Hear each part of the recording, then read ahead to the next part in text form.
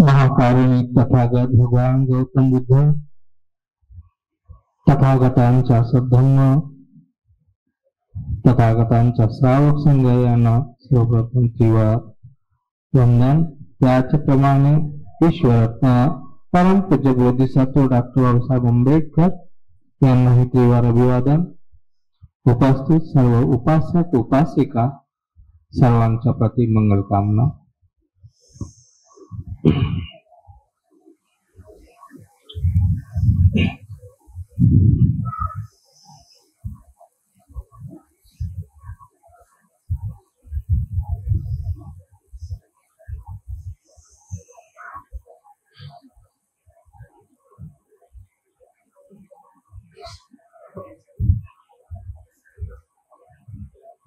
यंकिंची वितं वा इदं वा हुरं वा सग्गे सुवायं रतनं पनितं नन्नो समर्थि तथागतेन इदं हि बुद्धे रतनं पनितं. यंकिंची वितं इदं वा हुरं वा सग्गे सुवायं रतनं पनितं नन्नो समतत् अत्थि तथागतेन इदं हि धम्मे रतनं पनितं. यंकिंचितं इदं वा हुरं वा सग्गे सुवायं रतनं पनितं नन्नो सम अत्थि तथागतेन इदं हि संगे रतनं पनितं.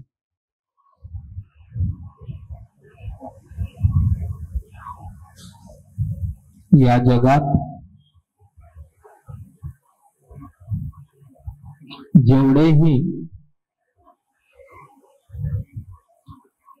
बहुमूल्य जवाहरात जेवढेही रत्न आहेत, स्वर्गात जेही अमूल्य रत्न आहेत, त्या कशानेही बुद्धाची बराबरी होत नाही, होणार नाही. या जगात जेवढे अमूल्य असे रत्न आहेत, स्वर्गात जे बहुमूल्य असे रत्न आहेत, त्या सर्व रत्नात धम्मरत्न हे मूल्यवान आहे. या रत्नांशी कशाचीही बराबरी होत नाही. त्याचप्रमाणे संगरत्न आहे. या तीनही रत्नांची बराबरी या भौतिक जगात अथवा स्वर्गात जेही बहुमूल्य उत्तम रत्न आहे, त्या कोणत्याही रत्नांची तथागत भगवान बुद्धांशी बराबरी होत नाही, धम्मांशी बराबरी होत नाही, संघाशी बराबरी होत नाही. असे अमूल्य हे तीन रत्न. या तीन रत्नांना शरण येऊन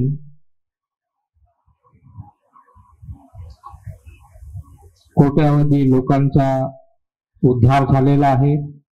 तेव्हाही झाला होता, भगवंताच्या काळातही झाला होता, नंतरही होत आहे आणि आताही होत आहे. तर असे हे तीन रत्न, ज्या रत्नांना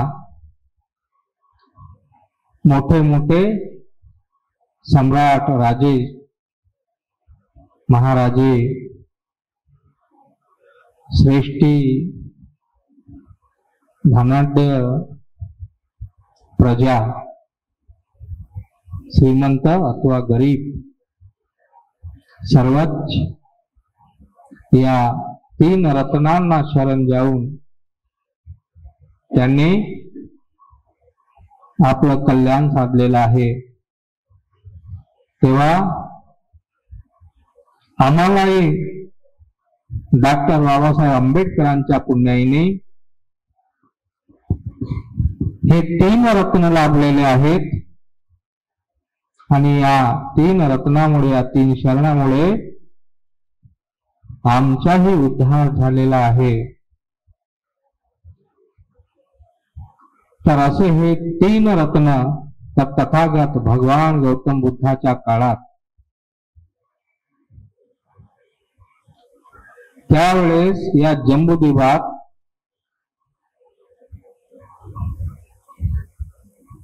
सर्वात मोठा असा एक राजा होता, ज्याचे नाव श्रेणिक बिंबिसार म्हणून.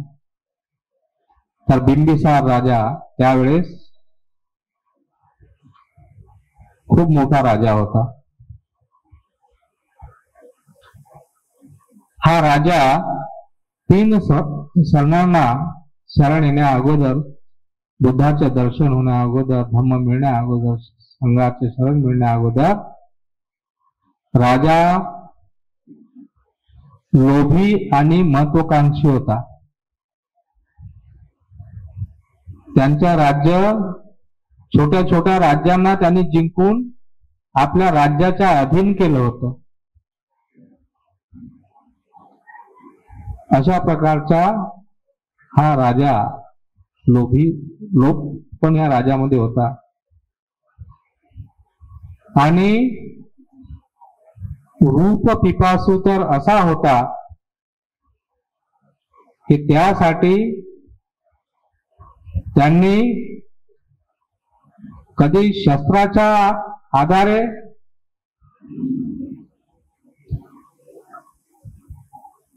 तर कधी वेश बदलून अनेक रूपवत्यांशी आपला संबंध स्थापित केला होता. अशा प्रकारचा तो एक प्रकारचा वासनामयी होता, रूप पिपासू.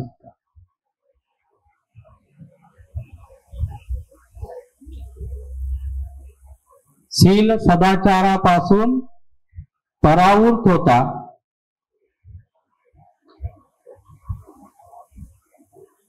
पण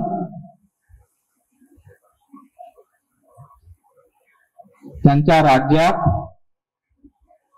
मगध राज्यात, राजगृहामध्ये सर्वप्रथम तथागत भगवान गौतम बुद्ध आले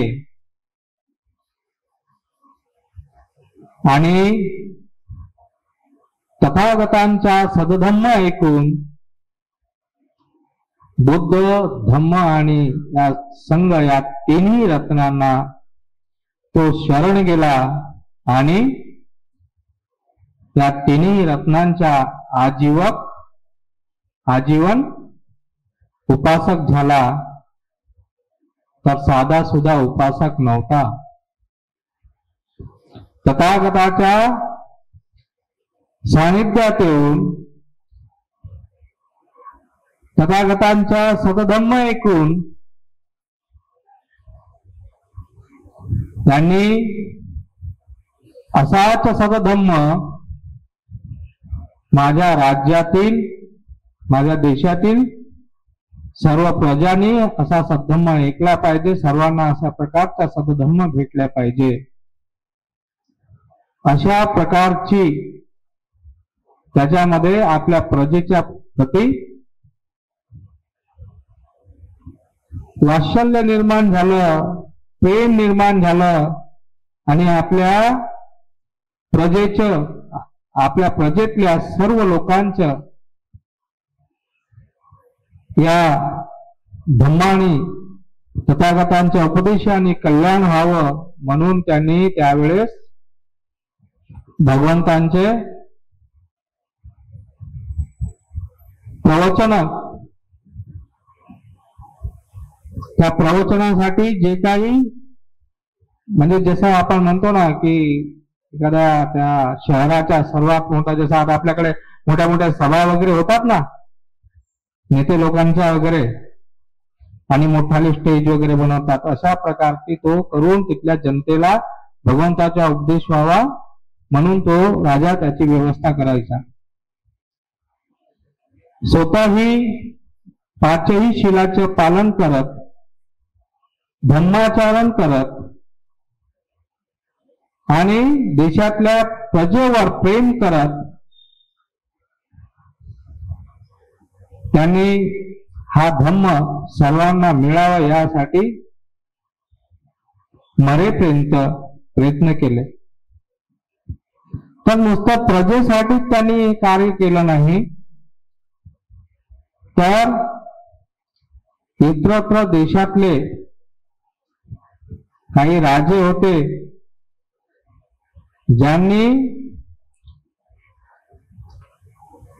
ज्या राजांनी मगध देश कधी पाहिला नव्हता किंवा यांनी त्यांचा देश पाहिला नव्हता, अशा देशातून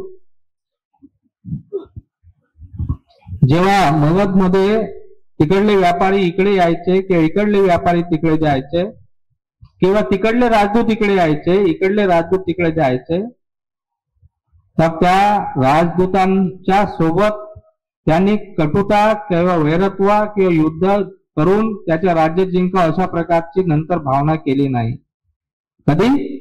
या 3 रत्नांना शरण आल्यानंतर तर त्यांनी त्या त्या देशातल्या त्या त्या राजांशी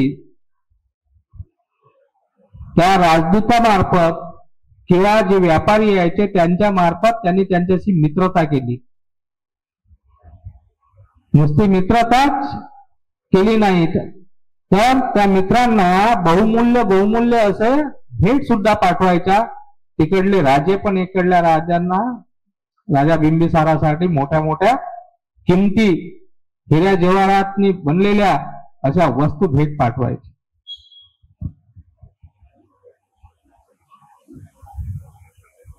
तेव्हा त्यांची मित्रता एवढी घट्ट होत गेली की त्या राजांनाही या राजाची कधी भीती वाटली नाही की हा राजा कधी आमच्यावर आक्रमण करून आमचे राज्य वगैरे जिंकून आपल्या आधिपत्यात घेईल. म्हणजे त्यांना निर्भय पण केलं. हा धम्माचा लाभ राजा बिंबिसाराला झाला. अशा प्रकारे मित्रता असताना व्यापाराद्वारे किंवा राजदूतांद्वारे एक दुसऱ्यांना मूल्यवान वस्तू भेट वगैरे द्यायचं. तिकडलं कसं आहे हालचाल विचारायच्या, इकडलं सांगायचं इकडलं राज्य असं आहे तसं आहे, हे नेहमी होत राहायचं. तर असाच एक रोरोवा नगरातला एक राजा होता तिस्य नावाचा. या तिस्य राजाची आणि बिंबिसाराची भेट कधी झाली नाही, पण मित्रता एवढी पक्की झाली होती की एक दुसऱ्यांना नजराने पाठवायचे, किमती नजराने पाठवायचे, हिरा जवाहरात पाचूपन्नाचे नजराने पाठवायचे सोनं. म्हणजे बहुमूल्य जे नजराने राहायचे तसे नजराने पाठवायचे. एक दिवस राजा बिंबिसाराला वाटलं त्या राजाकडेही कोणा गोष्टीची कमी नाही, माझ्याकडेही कोणा गोष्टीची कमी नाही, असं कोणतं अशी भेट पाठवावी की जे त्यांच्याकडे नसेल आणि अशी भेट पाहून त्यांना खूप आनंद होईल.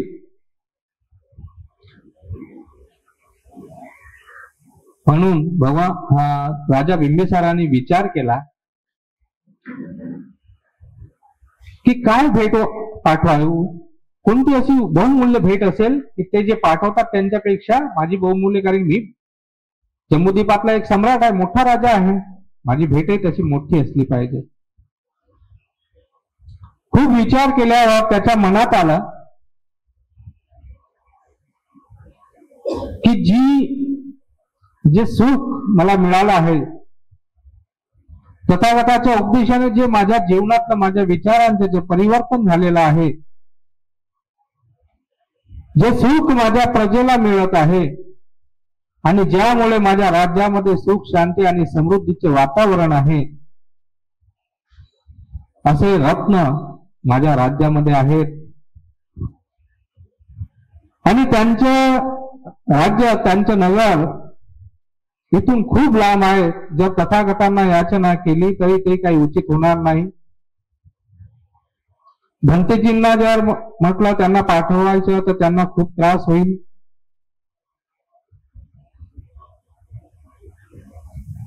मग त्यांना हा जो धम्म मला मिळाला आहे तो त्यांना कशा प्रकारे देता येईल याबद्दल त्यांनी विचार केला की त्यांना धम्म, जो धम्म मला मिळाला तो धम्म त्यांना द्यावा.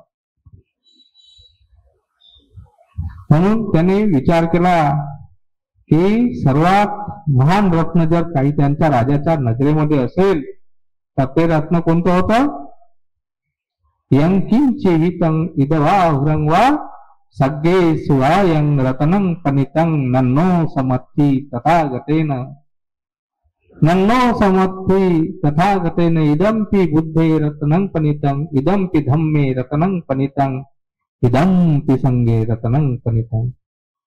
अशा रत्नांची आपण त्याला भेट पाठवावी जेणेकरून या भूतलावर जसं रत्न नाही आणि स्वर्गातही जे रत्न असतील त्यांचीही बराबरी तथागतांशी होणार नाही. असं हे महान रत्न आपण त्याला भेट म्हणून पाठवायचे. पण पाठवायचे कसे? बुद्धाला पाठवू शकत नाही, संघाला ऑर्डर देऊ शकत नाही, दिला तर त्यांना खूप त्रास होईल. आणि म्हणून राजा बिंबिसाराने विचार केला की जे धम्मरत्न मला मिळालेलं आहे ते धम्मरत्न माझ्या मित्राला पाठवावं. म्हणून त्यांनी काय केलं,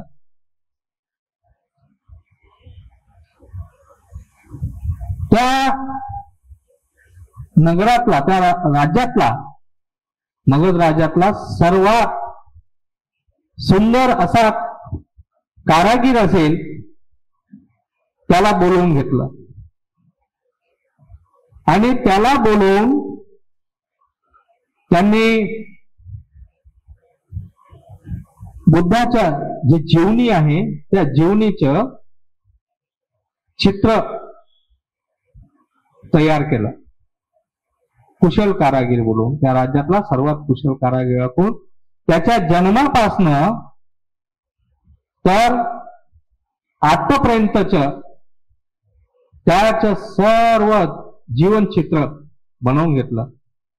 होऊ शकते एखाद्या धातूच्या पात्रावर बनवलं असेल किंवा चंदनी लाकडांच्या त्या काष्टवर बनवलं असेल. जसं आपण आजही पाहतो, कधी कधी जातो तर बौद्धगयाला जातो, त्या भिंतीवर त्या प्रकारच्या बुद्ध जीवन चित्र बनवलेलं आहे.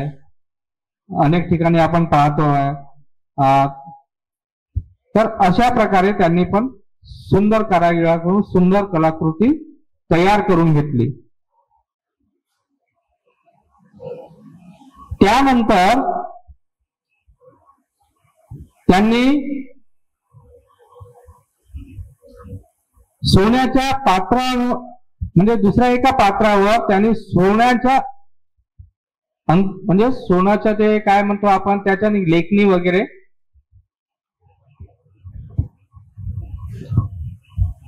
म्हणजे सोनेरी अक्षराने, सोनेरी पात्रावर म्हणा किंवा दुसऱ्या धातूच्या पात्रावर सोनेरी अक्षराने बुद्धांचे, धम्माचे आणि संघाचे गुण लिहिले. आणि ते सर्व तयार करून त्याला चांगल्या प्रकारे सजवून त्याला आपल्या देशाच्या सीमेपर्यंत वाजत गाजत हत्तीवर ते ठेवून आपल्या मंत्र्यांना, रक्षकांना सुरक्षितपणे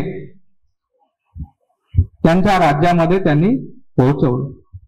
अशी भेट त्यांनी त्या रुरो नगरामध्ये त्या तिसऱ्या राजाला पाठवली.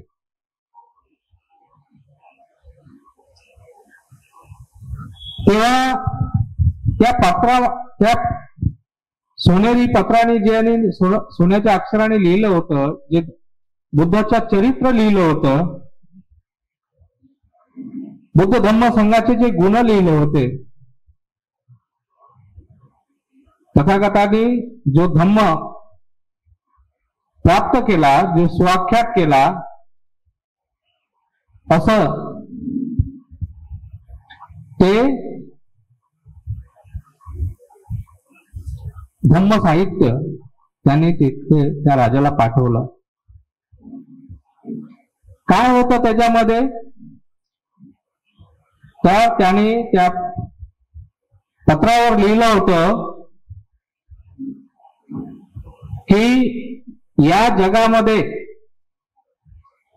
बुद्ध उत्पन्न झालेले आहेत, जे सात्य कुळातून प्रवजित होऊन ज्यांनी मोठं महाधुनिष्क्रमण केलेलं आहे, ज्यांनी 6 वर्ष कठोर तपस्या करून सत्य प्राप्तीसाठी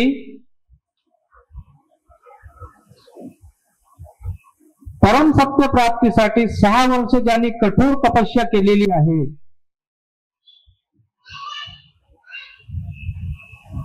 पण कठोर तपस्या करूनही ज्यांना परम सत्याची प्राप्ती झाली नाही, पण त्यांनी गया अशा ठिकाणी येऊन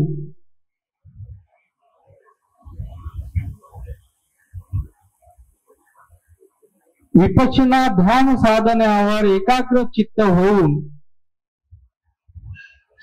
त्यांनी 4 आर्य सत्य जाणून बुद्धत्व प्राप्त केलेलं आहे।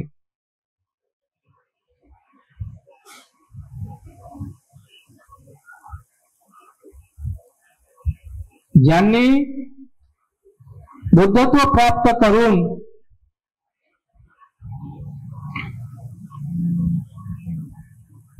आर्य अष्टांगिक मार्गाचा उपदेश दिलेला आहे, असे ते बुद्ध रत्न आहे। इतिपिसो भगवा असे आहेत भगवान बुद्ध। विद्याचरण संपन्नो, विद्या आणि आचरणाने परिपूर्ण आहेत। सर्व अंधारांचा नाश करून आकाशातल्या सूर्याप्रमाणे प्रकाशमान आहेत। आकाशातला सूर्य फक्त दिवसा प्रकाशित होत असतो,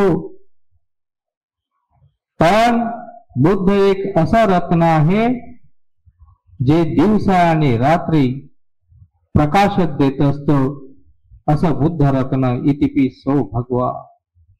ज्यांनी सर्व तृष्णांच्या, सर्व क्लेशांच्या, सर्व अज्ञान अंधकारांचा ज्यांनी नाश केलेला आहे, असे ते भगवान गौतम बुद्ध इथे जन्माला आले आहेत। सम्मा संबुद्ध,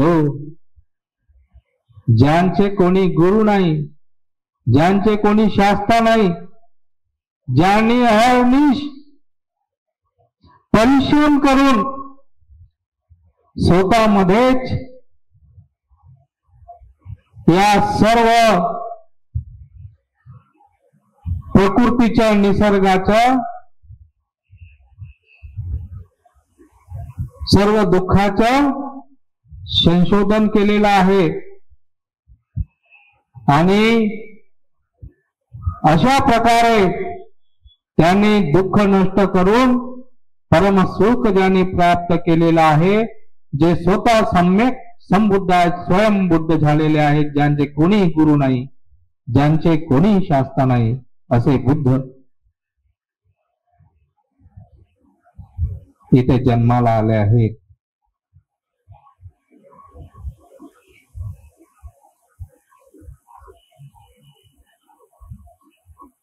जे सुगत आहेत, ज्यांनी सुगती प्राप्त केलेली आहे,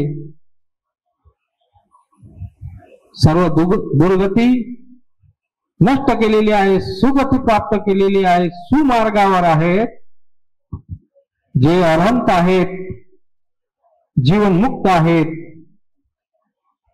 असे बुद्ध विद्या आणि आचरणाने परिपूर्ण सम्यक समृद्ध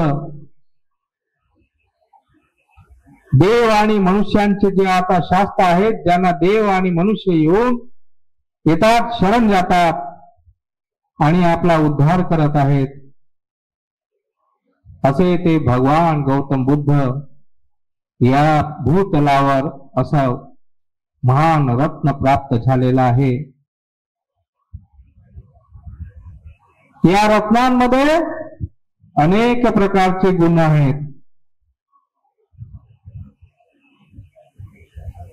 या गुणरत्नांना जोही शरण गेला तो शांत झालेला आहे. जोही दुखी शरण गेला त्याने सुख प्राप्त केलेला आहे. जोही तहानलेला गेला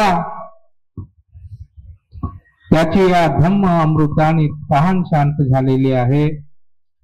असे हे भगवान गौतम बुद्ध इति भगवा रंग सम्मा संबुद्ध विद्याचरण संपन्नो सुगतो लोकविदु.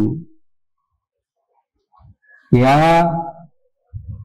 लोकांना जाणणारे आहेत,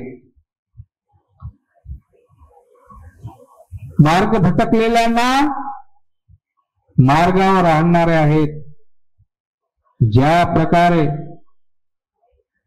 एखादा चाबूक सवार घोड्यांना प्रशिक्षण देऊन त्याला पालतू बनवतो, अशा प्रकारे ते लोकांना, भटकलेल्या लोकांना, दुखी लोकांना, अज्ञानी लोकांना, अंधश्रद्धेत असणाऱ्या लोकांना सरळ रस्त्यावर आणत आहेत, सुमार्गावर आणत आहेत.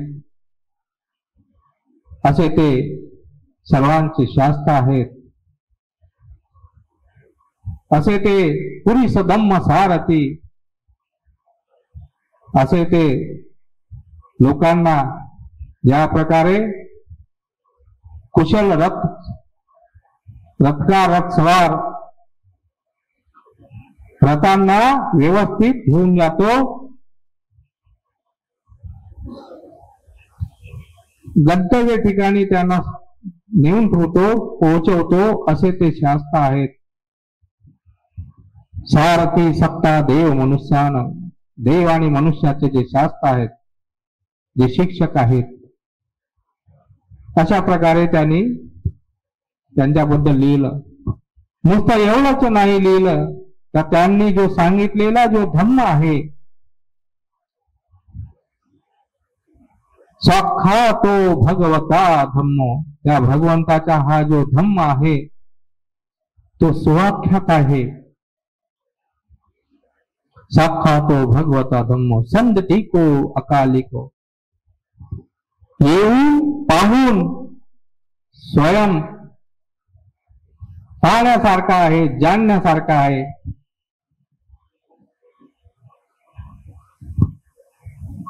याच काळात नाही, कोणत्याही काळात समान रूपाने लागणारा आहे.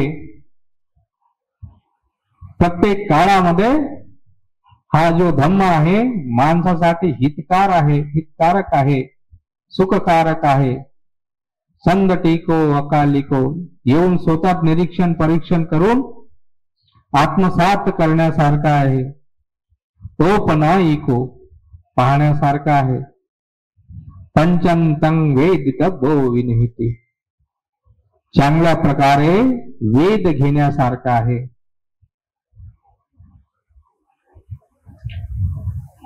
पाचही उपादानांना नष्ट करणारा आहे, जे दुःखाचे कारण आहे. असा हा तथागताचा सदधम्म आहे. ज्या सदधम्माला श्रवण करून अनेक ब्राह्मण श्रेष्ठी गृहस्थ आपलं कल्याण करून घेत आहेत, जीवनमुक्त होत आहेत, सर्व भयातून, दुःखातून, सर्व प्रकारच्या आश्रवातून मुक्त होत आहेत. असा हा तथागतांचा सतधम्म आहे. काय आहे या तथागतांच्या सतधम्मामध्ये? काय आहे हे रत्न? कोणतं रत्न असं रत्न आहे? या रत्नामध्ये बहुमूल्य वस्तू आहेत, अमूल्य आहेत, असे रत्न आहेत. तर यामध्ये 4 आर्य सत्य आहे. त्याने जो धर्म सांगितलेला आहे त्यामध्ये 4 आर्य सत्य आहे. काय आहे 4 आर्य सत्य? तर या जगात सर्वत्र दुःख आहे. दुःख आहे. दुःख कशामुळे आहे? तथागतांनी चांगल्या प्रकारे जाणलं आहे. तथागतांनी चांगल्या प्रकारे जाणून हे दुःख आर्य सत्य आहे सांगितलेलं आहे. तर दुःख काय आहे? जाती बी दुःखा, जरा बी दुःखा, व्याधी बी दुःखा, मरण बी दुःखा. जन्माला येणं दुःख आहे असं सांगतात.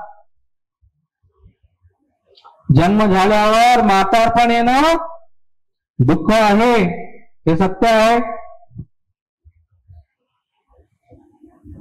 मनुष्याला अनेक प्रकारचे रोग होतात, अनेक प्रकारच्या व्याध्या जळतात, हे दुःख आहे. आणि एक दिवस जन्माला आलेला मनुष्य मरून जातो, हे सुद्धा दुःख आहे. हे तथागत भगवान गौतम बुद्धांनी सुवाक्यात केलेलं आहे. असं हे महान असं धम्मरत्न आहे. त्या धम्मरत्नामध्ये हे दुःख आर्य सत्य आहे, हे सत्य आहे.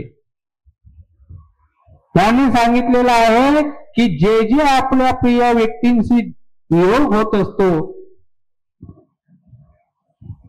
जे जे आपले प्रिय आहेत, जे आपल्यापासून दूर जातात किंवा आपले प्रिय व्यक्ती मरून जातात किंवा आपले प्रिय व्यक्ती सोडून जातात, तर हा प्रियांचा जो वियोग आहे, ही जी आसक्ती आहे त्यांच्या प्रती, हेही दुःखाचं कारण आहे असं भगवंतांनी सांगितलेलं आहे. हेही दुःख आर्य सत्यामध्ये आहे.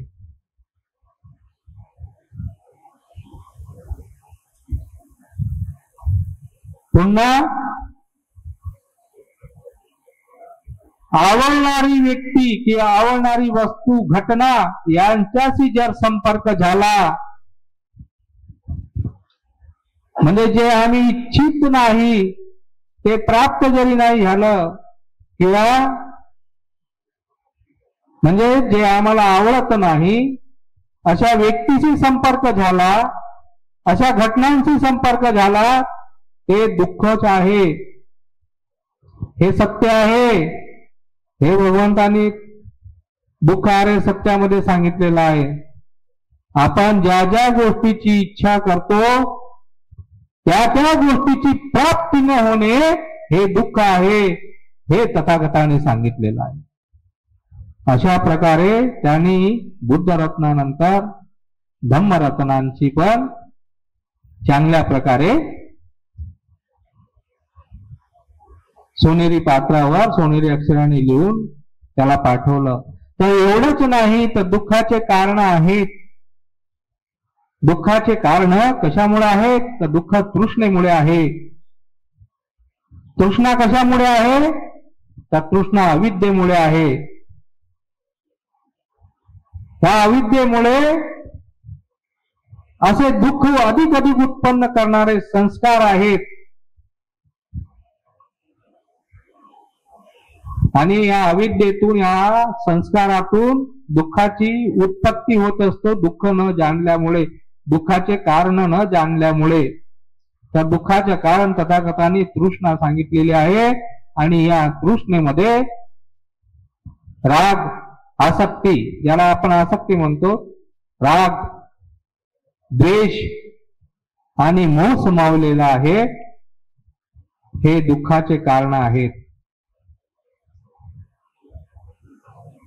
या प्रकारे तथागतांनी दुःखांची कारण सांगितलेली आहेत आणि खूप चांगल्या प्रकारे सांगितलेली आहे, खूप सूक्ष्म रीतीने सांगितलेले आहेत.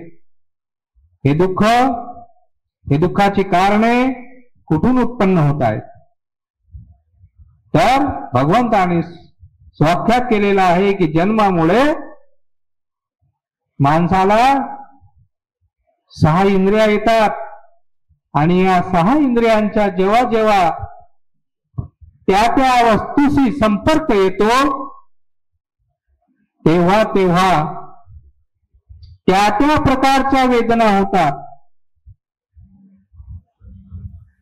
3 प्रकारच्या वेदना सांगितलेल्या आहेत. सुखद, कधी कधी मनासारखं झालं तर सुखात येतात, मनाच्या विरुद्ध झालं तर दुःखात येतात, आणि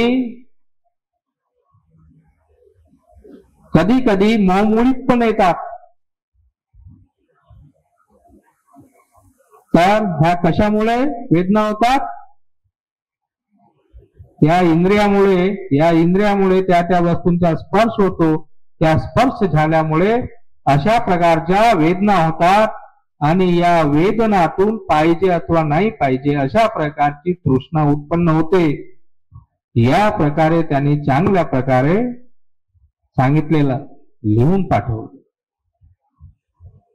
एवढंच नाही, त्याने दुःखाचा निरोध कसा होते याच्याही चांगल्या प्रकारे या गोष्टी या कारणाने उत्पन्न होतात. हे कारण नसलं तर या गोष्टी निरोध सुद्धा होतात. अशा प्रकारे राजा बिंबिसाराने आपल्या मित्राला असा पत्र पाठवलं, स्वर्ण अक्षराने लिहिलेलं. आणि या जगात अनेक प्रकारचे मतमतांतरांचे, अनेक प्रकारच्या संप्रदायाचे जे गुरु आहेत, आचार्य आहेत, जे काही वेद आहेत, त्या एकाही मध्ये त्यांनी सांगितलेला तथागत भगवान गौतम बुद्धांच्या जो अष्टांगिक मार्ग आहे तो माणसाला जीवन मुक्त करण्यासाठी आहे, निब्बाण प्राप्त करण्यासाठी आहे, परमसुख प्राप्त करण्यासाठी आहे. असा हा दुःख निरोधागामिनी पटिपदा आर्य अष्टांगिक मार्ग तथागत भगवान गौतम बुद्धांनी सांगितलेला आहे. या मार्गाने चालून अनेक श्रेष्ठी ब्राह्मण, श्रीमंत असो अथवा गरीब असो, परम सुख प्राप्त करत आहेत. अशा प्रकारे त्यांनी धम्मरत्नांची स्तुती केली. हे धम्मरत्न या जगात अथवा स्वर्गात सुद्धा नाही, त्या रत्नांनी, या धम्मरत्नांची बराबरी होणार नाही. सर्व प्रकारच्या कारणांनी त्यांना जाणला आहे, प्रत्येक कार्य कारण भाव त्यांनी जाणलेला आहे. आणि अशा प्रकारच्या प्रत्येक समुत्पादाचा तथागत भगवान गौतम बुद्धांनी उपदेश दिलेला आहे की कोणतंही कारण विनाकारण घडत नाही. ते कारण असेल तर त्या कारणांची उत्पत्ती होईल, ते कारण नसेल तर त्या कारणांचा निरोध होईल. आणि तथागतांनी उत्पत्ती आणि निरोध दोन्हीचे कारण खूप सूक्ष्मपणे सांगितलेलं आहे. काय सांगितलेलं आहे? अविद्या पच्चया संखारा, संखार पच्चय विज्ञानं, विज्ञान पच्चय नामरूप, नामरूप पच्चया सलायतन, सलायतन पच्चय फस्स पच्चय वेदना, वेदना पच्चय तना, तना पच्चय उपादान, उपादान पच्चय भव, भव पच्चय जाति, जाति पच्चय जरा मरण शोक परिदेव दुःख जो मनस उपायासा संभवंती.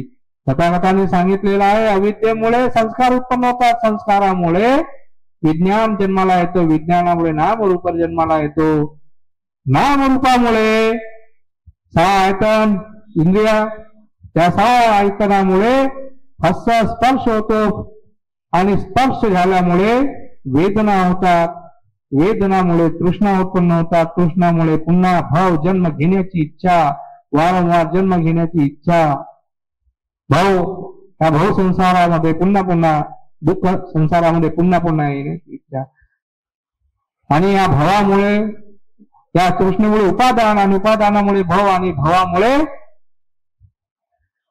पुन्हा जन्म, जन्मामुळे मरण आणि मरणामुळे रडणे, पिटणे, शोक करणे, क्रंदन करणे, या प्रकारे साराच्या सारा दुःखाचा डोंगर उत्पन्न होतो.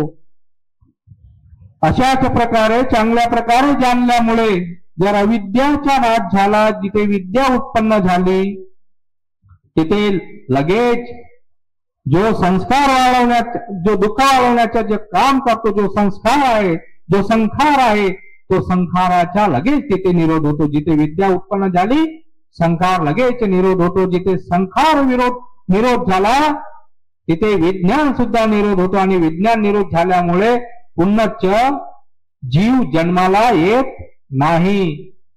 आणि ज्या जीव जन्माला आला नाही तर त्याला हे सहा आयतन, मनुष्य जन्माला येत नाही, रूप जन्माला येत नाही, त्याच्यामुळे या सहा आयतनाचा सुद्धा निरोध होतो. अशा प्रकारे या तृष्णा जिथून उत्पन्न होता त्या समुच्चय जो काही त्यांचा जो भाग आहे तो सर्वचा सर्व निरोध होतो आणि मग पुन्हा भवचक्रात, दुःख चक्रात तो व्यक्ती पळत नाही. या भवचक्रातून, दुःख चक्रातून तो नितांत मुक्त होतो. वेळ जास्त झालेला आहे म्हणून शॉर्टकट मध्ये मारलाय, बाकी ते तुम्हाला माहितच आहे, नेहमी नेहमी ऐकतात. तर अशा प्रकारे त्यांनी या धम्माची स्तुती केली. आता राहिलं संघरत्न. धम्मरत्नच आपलं पूर्ण झालं नाही, राहिलेला आहे संघरत्न, पण वेळ झालेला आहे. आता इथेच थांबतो.